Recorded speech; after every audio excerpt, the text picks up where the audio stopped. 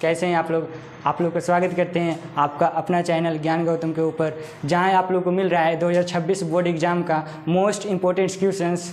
तो आइए आज स्टार्ट करते हैं इस सेशन को। इस सेशन के माध्यम से आप लोग को बताया जाएगा कि आप अक्टूबर से पढ़कर कैसे 2026 बोर्ड एग्ज़ाम में बेस्ट परफॉर्मेंस कर सकते हैं, और साथ ही ये सेशन के माध्यम से आप लोग को बताया जाएगा कि टॉपर्स का क्या स्ट्रेटजी रहती है, उसका क्या डेली रूटीन रहती है, और आप लोग को ये भी बताया जाएगा कि कौन सा सब्जेक्ट पे कितना ध्यान दें ताकि मेरा रिजल्ट अच्छे आए और हम भी टॉप 10 के लिस्ट में आ सकते हैं। तो आप लोग देख सकते हैं कि प्रीवियस ईयर्स का टॉपर्स का मार्क्स जो कि इस प्रकार है। अंशु कुमारी 489 मार्क्स, साक्षी कुमारी 489 मार्क्स, रंजन वर्मा 489 मार्क्स, 2024 का टॉपर्स मोहब्बत अरमान 490 मार्क्स, और 2023 का टॉपर्स जावेद कुमार नम्रता कुमारी 489 मार्क्स, 2022 का टॉपर्स रामायणी रो 487 मार्क्स। अब हम लोग चलते हैं नेक्स्ट स्लाइड की ओर, जहां आप लोग को बताया जाएगा कि आप अगर टॉप करते हैं 2026 बोर्ड एग्ज़ाम मैट्रिक में, तो आपको अगर टॉप 10 के लिस्ट में आते हैं तो आपको कितने प्राइज़ और किस तरह से आप लोग को प्राइज़ डिस्ट्रीब्यूट किया जाएगा। तो हम लोग देखते हैं कि अगर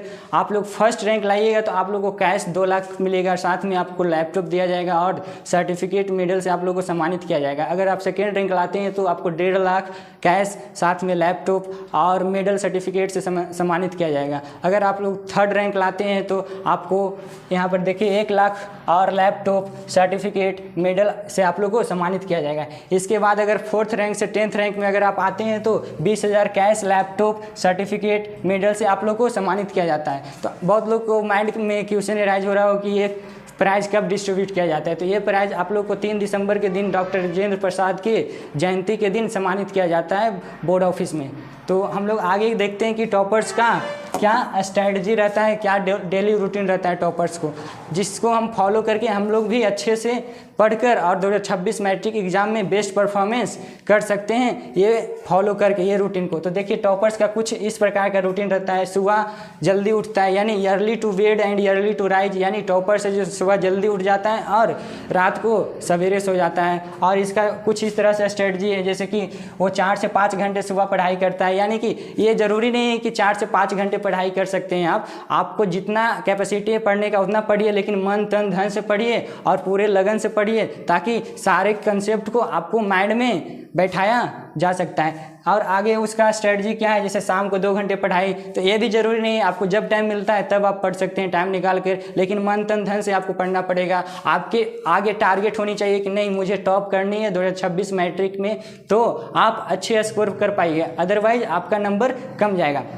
और देखिए रात को दिन भर रिवीजन, दिन का रिवीजन और अगले दिन की योजना, यानी टॉपर दिन भर जो पढ़ा है उसको रात में एक बार रिवीजन करता है और अगले डे का प्लानिंग करता है कि नेक्स्ट डे मुझे क्या करना है। तो ये टॉपर लोग देखते हैं कि ये विषयवार रणनीति, यानी टॉपर्स है जो कौन सा सब्जेक्ट पे कितना फोकस करता है, कितना वेटेज और कैसे बैलेंस करता है सारे विषय को। तो देखिए आप सबसे पहले आपका तो 2026 जो मैट्रिक का बोर्ड एग्जाम दे रहे हैं तो आप लोगों को तो पता ही होगा कि 5 सब्जेक्ट होता है, उसमें 5 का मार्क्स ऐड होता है और इंग्लिश ऑप्शनल आपका है। तो आपको सारे सब्जेक्ट पे बैलेंस बना के रखना है, ये नहीं कि जिस पे ज़्यादा कमांड है उस पे ज़्यादा टाइम दे रहे हैं और जो सब्जेक्ट में आप वीक हैं उस पे कम टाइम दे रहे हैं। अगर ऐसा करते हैं तो आप पीछे रह जाइएगा, आपको बैलेंस बनाकर चलना पड़ेगा। जो सब्जेक्ट आपका वीक है उस पर ज़्यादा टाइम दीजिए, जो सब्जेक्ट आपका स्ट्रांग है जिस पे कमांड बन गया है उस पर कम भी टाइम दीजिएगा तो चलेगा। आपको सारे सब्जेक्ट पे बैलेंस बनाकर चलना है, जैसे मैथ हो गया, संस्कृत हो गया,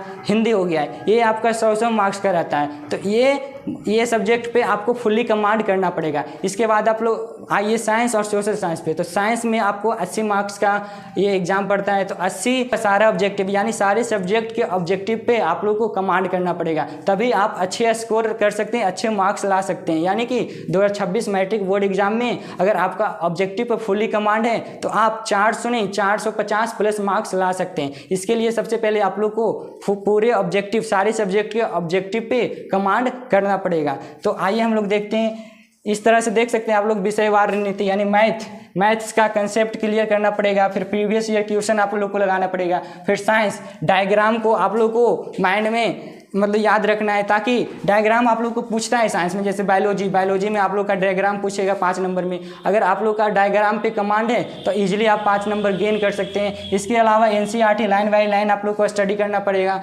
ये सिर्फ साइंस नहीं, सारे सब्जेक्ट का एनसीईआरटी बुक पे आप लोग को लाइन बाय लाइन स्टडी करना पड़ेगा। इससे क्या होगा, सारा ऑब्जेक्टिव आप लोग का क्लियर रहेगा। इसके बाद हम लोग आते हैं हिंदी में आप लोग क्या कर सकते हैं, इंपॉर्टेंट पोएम्स जो है और ग्रामर का प्रैक्टिस, यानी हिंदी में जो पोएम वगैरह होता है वो हमेशा मतलब पूछते ही रहता है, तो वो पोएम आप लोग याद रखिएगा। और जो ग्रामर पोर्शन है उस पर भी कमांड रखिएगा, क्योंकि अधिकांश यानी 100 में से 40% वेटेज आपका ग्रामर का ही रहता है। इसके बाद हम लोग आते हैं इंग्लिश आप लोग का ऑप्शनल रहता है, तो ऑप्शनल पे कम भी टाइम दीजिएगा तो चलेगा, क्योंकि टॉपर आने के लिए आपको इंग्लिश पे ज़्यादा टाइम नहीं देना है, सिर्फ अच्छा नंबर आ जाए यही कोशिश करके रखना है। आगे हम लोग देखते हैं एसएसटी। तो एसएसटी में आपका मैप प्रैक्टिस और शॉर्ट नोट्स। तो एसएसटी में देखिए आप लोग का 5 सब्जेक्ट होता है, तो पाँचों सब्जेक्ट पे आप लोग को कमांड करना उतना आसान नहीं है जितना आप लोग को लगता है। तो आप इसको नोट्स अपना यानी शॉर्ट नोट्स तैयार कर सकते हैं सारे सब्जेक्ट का, यानी 5 पेपर जो एसएसटी का चलता है, हिस्ट्री, ज्योग्राफी, सिविक्स, इकोनॉमिक्स और डिजास्टर मैनेजमेंट यानी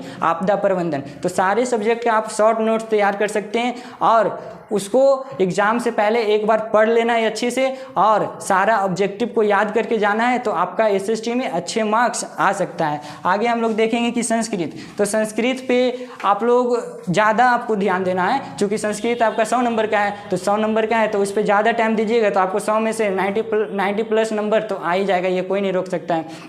आगे हम लोग देखते हैं कि हम लोग किस तरह से ये 400 प्लस नंबर मार्क्स मतलब ला सकते हैं, यानी 400 प्लस मार्क्स हम लोग कैसे गेन कर सकते हैं। तो हम लोग सब्जेक्ट वाइज को देखते हैं। तो सबसे पहले हम लोग देखते हैं क्या कि मेरा जो मैथ्स यानी जो मेरा मैथ्स है, मैथ्स 100 नंबर का है। कितने नंबर का? 100 नंबर का है। फिर आपका एसएसटी हो गया, एसएसटी जो कि आपका कितने नंबर का है? 80 नंबर का हो गया। आपका साइंस कितने नंबर का है? तो साइंस भी आपका हो गया कितने नंबर का? 80 नंबर का। उसके बाद आपका हो जाता है हिंदी जो कि आपका 100 नंबर का रहता है। कितने नंबर का? 100 नंबर का। उसके बाद आपका हो जाता है संस्कृत, वो भी आपका कितने नंबर का? संस्कृत आपका 100 नंबर। और बाकी जो साइंस है, सोशल साइंस में 20 नंबर आपको क्या मिलता है? प्रैक्टिकल का मिलता है। तो 20 नंबर में तो आपको 18-19 तो मिल ही जाएगा। तो मुझे ये बताना है यहाँ पर कि आप कैसे 400 प्लस स्कोर कर सकते हैं, उसका क्या स्ट्रेटजी होनी चाहिए। तो 400 प्लस स्कोर करने के लिए सबसे पहले आपको तो ऑब्जेक्टिव पे फुली कमांड होना चाहिए, यानी सारे सब्जेक्ट के ऑब्जेक्टिव पे फुल कमांड होना चाहिए। जैसे कि आप लोग का मैथ का कितने नंबर का ऑब्जेक्टिव आता है? मैथ आपका 50 नंबर का ऑब्जेक्टिव। उसके बाद आप चले जाइए संस्कृत में कितने नंबर का ऑब्जेक्टिव रहता है? उसमें भी आपका 50 नंबर का ऑब्जेक्टिव रहेगा। फिर आप लोग हिंदी में चले जाइए, हिंदी में कितने नंबर का ऑब्जेक्टिव है? तो हिंदी में आपका भी 50 नंबर का ऑब्जेक्टिव है। तो अगर आप ये तीनों सब्जेक्ट का फुल ऑब्जेक्टिव पे कमांड कर लेते हैं तो आपका तो यहाँ से ही 150 नंबर हो गया। कितने नंबर?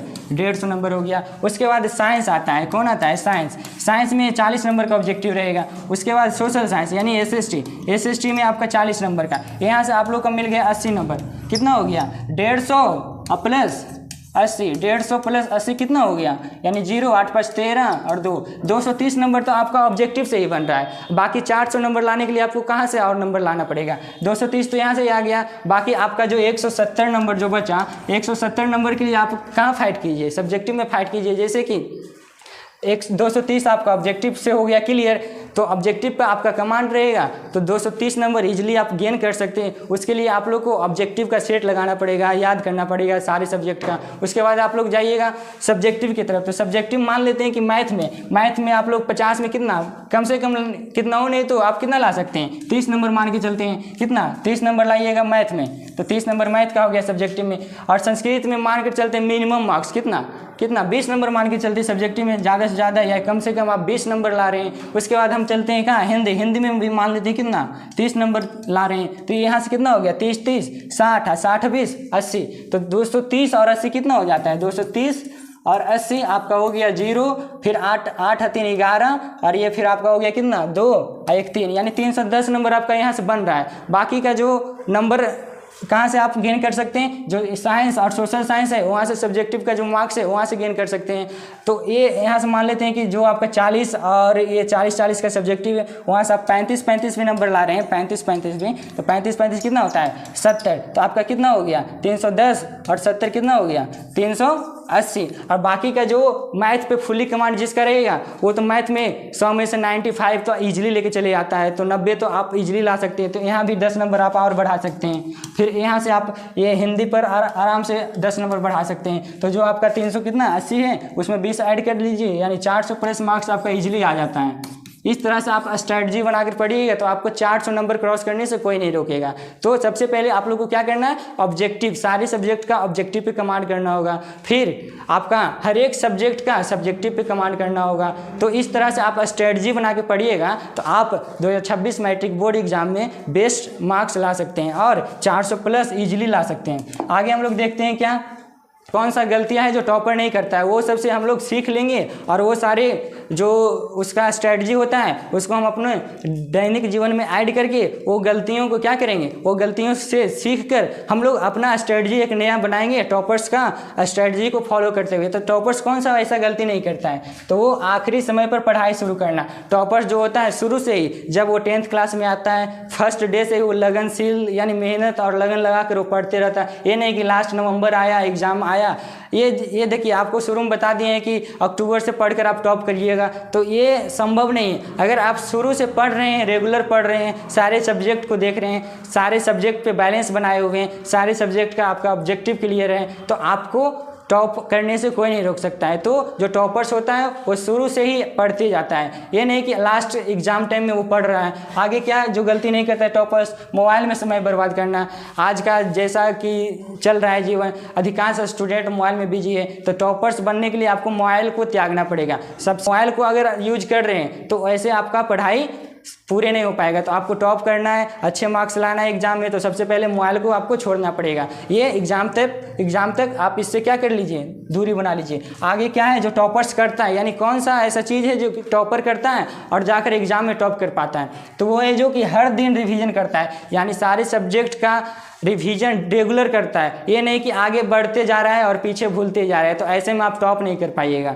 और आगे जो टॉपर्स क्या करता है, समय पर नींद और संतुलित दिनचर्या रखना है, यानी टॉपर्स जो है समय पर वो नींद लेता है और दिनचर्या यानी जो उसका रूटीन डेली का होता है उसको डेली फॉलो करता है। सुबह उठता है, सुबह उठने के साथ उसका जो रूटीन है नहाना धोना, फिर पढ़ाई करना, उसके बाद रिवीजन करना, उसके बाद टाइम से सोना, टाइम से उठना, ये स्ट्रेटजी को वो डेली फॉलो करते हुए जाता है। और आगे हम देखेंगे क्या, देखिए आपको यहाँ पे मार्कशीट अटैच किया गया है जो कि मेरा मार्कशीट है, तो इससे आप लोग को इंस्पायर होना है। मेरा देखिए ये 10th का 2022 में हम जो एग्ज़ाम दिए मैट्रिक का उसका जो मार्कशीट है आपके सामने दिख रहा होगा। तो जो मेरा मार्कशीट में यानी रिजल्ट जो आया था मेरा 10th का 2022 में, तो उसमें मेरा 445 मार्क्स आ पाया था। चूँकि मेरा जो टारगेट था टॉप 10 में आने का, तो टॉप 10 के अकॉर्डिंग हम मेहनत किए थे और वो मेहनत मेरा साकार नहीं हो पाया। तो आप लोग कोशिश कीजिएगा कि जो मेरा सपना था 2022 का ड्रीम, वो मेरे सपने को आप लोग पूरा कीजिए, टॉप 10 में आने वाला सपना। तो मेरा मार्क्स कितना आ पाया था ये 2022 का मैट्रिक एग्जाम में, तो देख सकते हैं आप लोग यहाँ पर 445 मार्क्स जो मेरा आया था। तो हम कौन सा ऐसा गलती किए थे जो कि आप लोग को वो नहीं करना है, जिससे कि आप लोग का भी मार्क्स कम जाए या फिर टॉप 10 से आप बाहर हो जाएं। तो देखिए मेरा जो देखिए हिंदी में आप देख रहे होंगे कि हिंदी में मेरा नंबर आया कितना 86 आया है। फिर आप देख सकते हैं संस्कृत में मेरा नंबर आया है 80 नंबर से आया है, संस्कृत में 80 नंबर आया है। उसके बाद आप देख सकते हैं क्या आगे आप देखिए यहाँ मैथ में आप मेरा 96 नंबर है। उसके बाद साइंस में 94 नंबर है। उसके बाद सोशल साइंस में 89 नंबर से। इससे आप लोग को क्या ऑब्जर्व किए, ये मतलब मार्कशीट देखकर आप क्या ऑब्जर्व किए कि इधर 2-3 सब्जेक्ट में अच्छे मार्क्स है लेकिन हिंदी संस्कृत में 90 क्रॉस भी नहीं किया है। ये 2 सब्जेक्ट के कारण मेरा मार्क्स ओवरऑल मार्क्स पे अफेक्ट पड़ा है। तो ये गलती आप लोग को नहीं करना है, मुझे सारे सब्जेक्ट को बैलेंस करके पढ़ना है ताकि सारे सब्जेक्ट में अच्छे मार्क्स है। ये नहीं कि किसी में आप ला रहे हैं 99, मैथ में 99 और साइंस में 90 और यहाँ संस्कृत में ला रहे हैं 50 नंबर, तो ऐसे में आप अच्छे मार्क्स नहीं ला पाइएगा और टॉप नहीं कर पाइएगा। तो आपको क्या करना होगा, आपको सारे सब्जेक्ट पे इक्वल टाइम देना है। जो सब्जेक्ट आपका वीक है उस पर ज़्यादा टाइम देना है, जो सब्जेक्ट पर आपका कमांड हो गया उस पर कम टाइम देना है, यानी सारे सब्जेक्ट को बैलेंस करके चलना है। इस तरह से आप लोग पढ़िएगा तो टॉप 10 से क्या आपको फर्स्ट रैंक लाने से कोई नहीं रोक सकता है। तो आओ आप लोग देख सकते हैं इंग्लिश का तो ऑप्शनल ही मार्क्स रहता है जिसमें मेरा नंबर आया था, ये आप देख सकते हैं।